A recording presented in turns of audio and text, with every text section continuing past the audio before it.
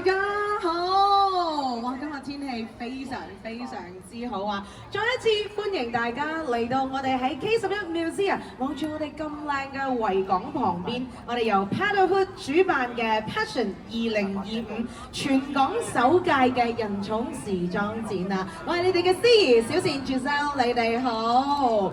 嗱，其實咧我咧話咁快咧，我已經換咗第二個 look 出到嚟啦，係咪好 fashion 咧？係咪好 stylish 咧？俾少少掌聲啦，唔該。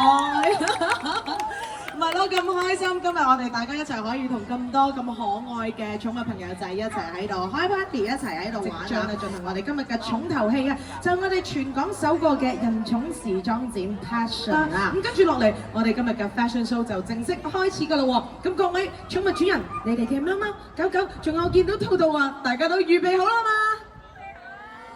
？OK。Catwalk 啊，點解 ？Because 我哋真係有 cats 咯。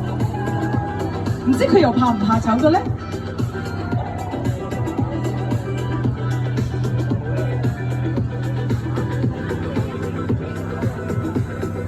我都真係第一次現場睇真正嘅 cat 嘅 catwalk 啦。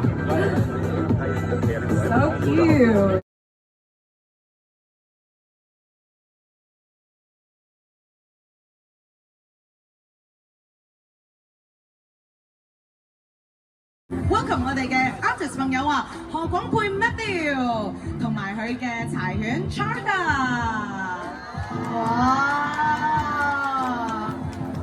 真係要比賽一下，到底係爸爸定係柴犬謀殺多啲嘅菲林呢？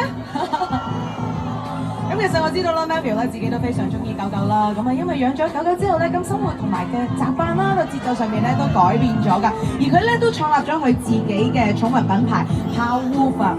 咁啊，為狗狗咧提供天然啦、溫和嘅產品。咁陣間咧稍後嘅時間，大家都可以喺我右手邊喺海濱旁邊嘅 booth 度都揾到 Powwoof 嘅產品㗎。大家都可以去探下佢哋。